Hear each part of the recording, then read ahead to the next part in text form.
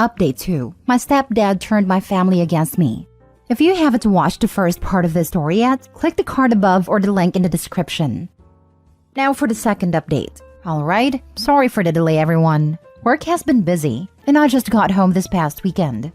I sat on that message from what it turns out was, in fact, my stepfather. My curiosity got the better of me, and I called him. I did do what some had suggested, and recorded a call using a different app. I wish I could say the call provided me something, but that would be disingenuous. Hearing his voice made my skin crawl. He asked how I was, and I told him to cut the nonsense, and he laughed. Nothing incriminating on his end, of course. Talk was about 3 minutes long, about nothing. I did ask him why he wasn't content with me being with her, and he said I wasn't man enough, and that a woman like her would have been wasted on me. He has a very traditional way of thinking relationship-wise, which is especially funny because it shows how much he never knew about our relationship, or her in general. Without going off on a tangent, my ex was/is pretty notably against gender norms. She has a very well-paying job and told me she'd never be comfortable being a stay-at-home mom/wife. She even often took the initiative for stuff in our relationship, etc. There wasn't really much to take away from the conversation other than that. I don't really know what he wanted, but I told him not to call me again and hung up. Not very eventful on that front. I flew back home prior to the weekend last week and went to my uncle's birthday party. Had a good time, and the family was very welcoming and apologetic for not being more supportive after everything. None of them were ever rude or anything. I've got no negative feelings towards any of them. I then talked with my brother and set up a meeting at his place with my ex and mother on Wednesday night. On Wednesday, I went over there and got what I expected. Lots of tears, lots of apologies. I admittedly had a tough time keeping it together. I talked with both of them and my brother all independently. Mom has already filed for divorce, which is good, and I appreciate her doing so. We had a decent conversation. You can tell it's strained, but I think we're making some progress towards healing. My brother and I had a good talk. He apologized for everything that had happened, and I accepted it. Can definitely tell he feels remorse for how it all shook out. And for the work he put in to make it right, I definitely don't hold a grudge. My ex and I had a very long discussion through most of the night. We'd been talking over the phone for the last couple weeks already. A lot of it was just catching up. We're obviously two very different people now after nearly a year and a half apart. We had some more serious discussions later on about everything. About how screwed up it all was and how broken I was by it all. She told me she'd already seen a therapist and asked if I would be willing to come with her to her appointment Thursday. She's gone above and beyond for everything I could have asked of her the last few weeks, and I'm really truly appreciative of it. I went with her to her therapy appointment, which I feel was very productive for everyone. Her therapist seemed to be very appreciative of me being there as well. So we stayed talking for a while after, and I decided to ask if she wanted to go out Saturday night. So that's the plan right now. I don't know exactly what's going to happen, but I wanted to show her that I appreciate the effort she's putting in to try and mend what's been broken. And selfishly, I'd like to see her in a setting that isn't like the ones we've been in. That's the update for now. Things are looking up. Haven't seen any of my stepdad or his family since getting home. Appreciate all the support from everyone. We'll update with anything new. Now for the comments. I really want to believe that she changed. It isn't that gullible anymore and won't fall again for such BS if anyone would ever try again. Because it seems that you really want to get back in a relationship with her. If you think that getting back together is the best thing to do, then it's your choice. Up to you. Hopefully things will be okay from now on. I'd like to, yes. That said, I'm still wary of it all. And I imagine will be for quite a long time naturally. I read your story recently, and I was so angry about your despicable soon-to-be ex-stepfather.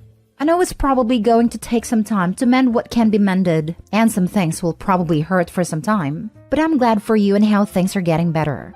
And am I correct in the understanding that your brother is who used to be your stepbrother? Because that's a point in your story that surprised me. As soon as you saw what length he went to reach out to you, you dropped the step. In any case, hope things go better for you as time goes. He is. It was actually accidental at first, but I certainly think he's earned that now.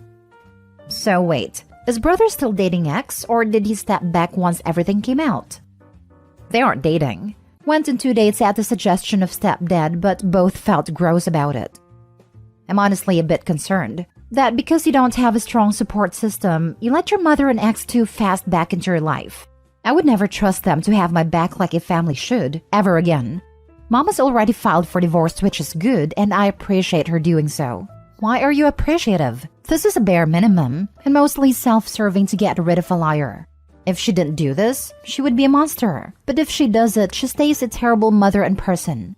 The same goes for you being appreciative of your ex trying to mend things. Not saying they can't change, but I would stay low contact for years to come and see if they seriously want to change. I'm appreciative because they've done all I've asked of them in the past few weeks. I'm communicating and trying to mend some things, but I'm still living across the country. It's more just a timing thing than anything else that I'm home this quick.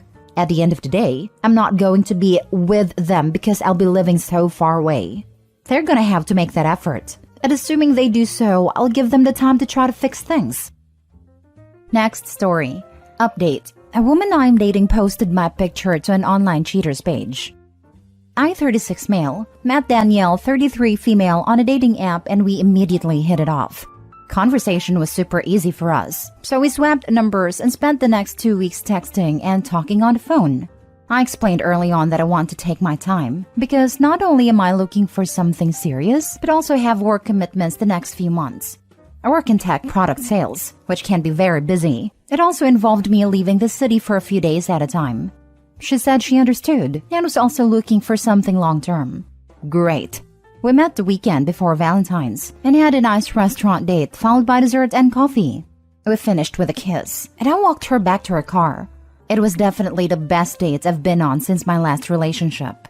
The next day, I called her to say I was looking forward to seeing her again and would plan something when I get back.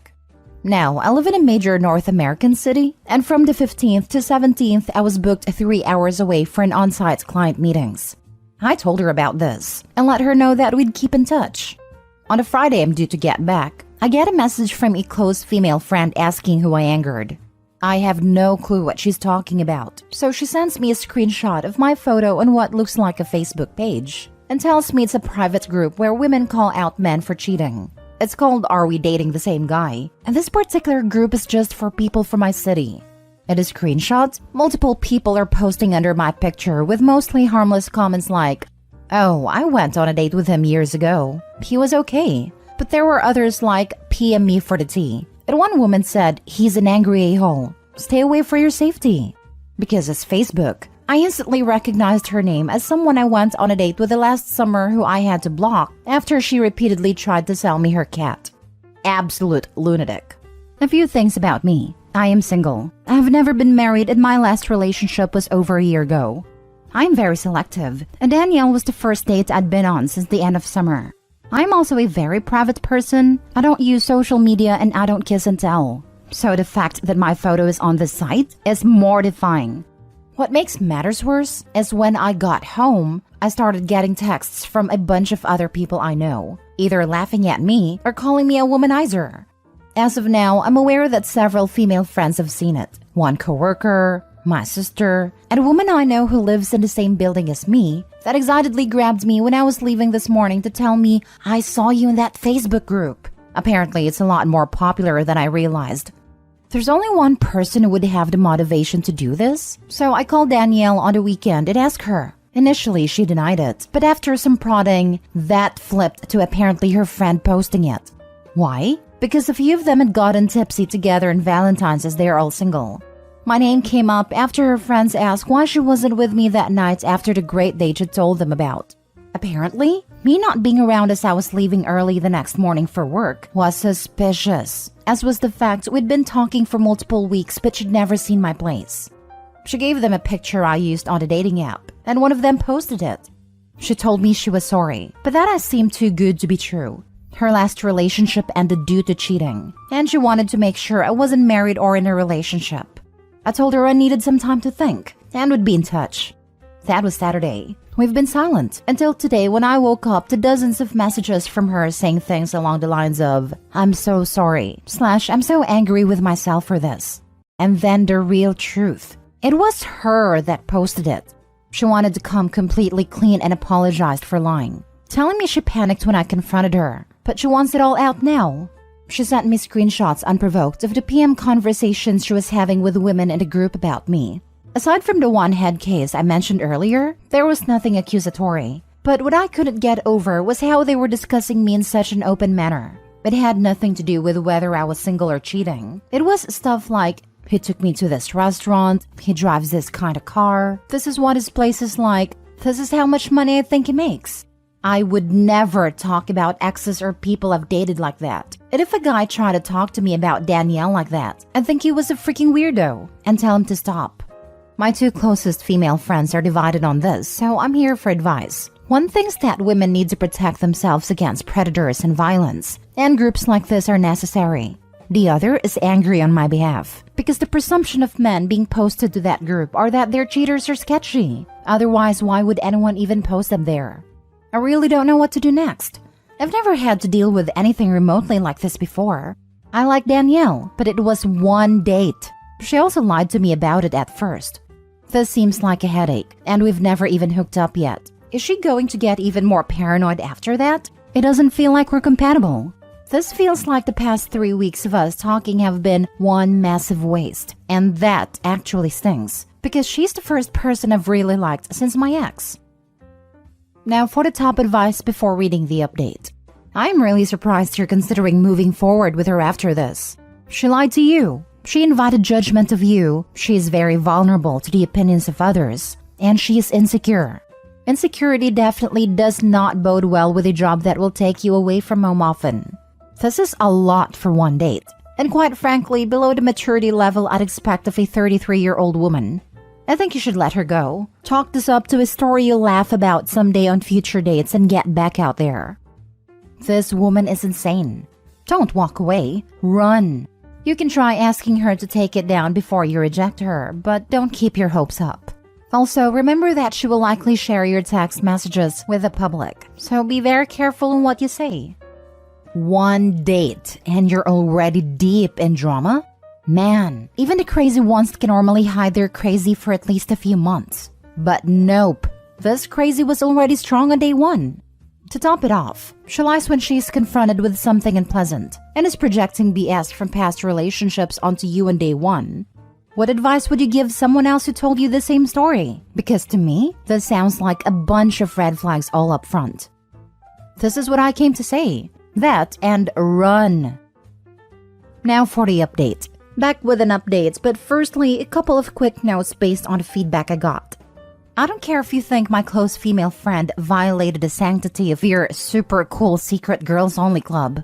As she told me, her loyalties are to me. She's known me since I was a child, and knows that I didn't deserve to have my photo plastered there. I understand that those groups may be necessary in keeping women safe or finding predators, but their moderator should go harder in ensuring that it meets those goals, rather than running a de facto gossip club, where innocent people's personal lives are affected. I've had dozens of people reach out with very similar experiences, so perhaps your rules should reflect that, rather than just keep boys out. As for the lunatic who wanted to sell me her cat, Cat seemed like a cool dude, but I just wasn't in the market for a pet. He also only had 3 legs, which made him run like a drunken sailor. All cats deserve love, so I hope he got away from her. Some of you alarmingly struggle with concepts of consent. I consented to my photo appearing on a dating app. I did not consent to my photo appearing in a "is this guy trash" group. These are not the same, and the stigma and assumptions associated with both are vastly different. I really shouldn't have to explain this, but here we are. Regarding me not realizing how big this group was, 3 of the women in my life all found out about it the same way. On Valentine's Day, a radio show ran a segment on it, then it got picked up by blogs and social media. It's even appeared on local television. My friend saw it on Twitter. Another saw a "this guy was dating 12 women" post that got shared and decided to investigate. My sister was texted by her friend about it, and when they all rushed to check the group out, there I was. Great timing. It currently has over 50,000 members. Anyway, moving on. So I decided not to pursue things with Danielle. She took the post down during our radio silence, but it mainly boiled down to just not seeing her in the same light anymore. I can accept that she is genuinely sorry, but I also know how I am, and it wouldn't be fair to either of us. This is supposed to be the honeymoon period. Everything is supposed to be light and cute. Now it's just suspicion and resentment. Not gonna lie, that period between when we first started talking to when I went away on my trip was really great. I looked forward to talking to her. When I would see a text, I got butterflies. When we kissed, it felt electric. Some people said what she did was such an obvious red flag. They were questioning why I was even hesitating. The reason is that I haven't felt like this in some time. My last relationship lasted 5 years, and after we broke up, I legitimately wondered if I could find that spark again. Especially after trying dating apps here and there, and not having much luck finding the right person. I do want to feel that spark again and find my person, but holding on to something that already has these problems before it even starts is the wrong move. Instead, I'm simply happy I got to experience it. Now I know it's out there and possible again, just not with Danielle. But I'll be honest, I did wake up today thinking, hey, you never know. Maybe a couple months down the line I'll think different, and maybe we'll go grab a drink. And then I saw she texted me. To preface, before I left the city for work, she sent me a photo with a message, "Don't forget about me." It was her in a bikini on a summer beach blowing a kiss. She's quite chesty, so is not exactly safe for work, but there was no nudity. I opened today's text, which reads, "Hey, hope I'm not disturbing you, but I'd like to ask you to delete that picture I sent and do not share it with anyone." WTF? I just replied, "The only copy of that picture is in our chat thread. Do you seriously have this low an opinion of me?" To which she apologized and said she was just making sure. Fine. At first I was annoyed, but then I realized the most important thing. It was a reminder I had made a right decision. So I made another and deleted her number. I can't believe he didn't tell her. I would never share a photo of you without your consent. What kind of monster would do that? I kind of think he did say it in a classier way. You seriously think that low of me? Implies what she did was low AF. As someone who's been cheated on, I understand Danielle's insecurity and trust issues. The fact that she took it out on OP after one date shows that not only is she nowhere close to ready to date, but she also is giving her ex way too much power. She needs therapy before going into another relationship.